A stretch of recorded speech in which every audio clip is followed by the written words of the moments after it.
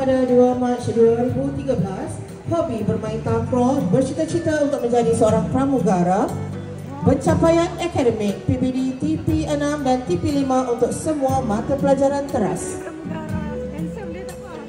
Pencapaian tertinggi ko-akademik dan ko-kurikulum, anugerah Ketua Pengakap Negara Rambu Biru, sepak takraw MSSPK, rugby MSSPK naik Johan Plate, Kejohanan Rugby Balik Pulau Cup 2025 ketiga, Kejohanan Sepak Takraw Festival Bola Rotan Negeri, Rugby MSSD Johan, Olahraga dan Sepak Takraw MSSD, Kancil Science Competition 2025 Honorable Mention dan Kangaroo Math Competition 2025.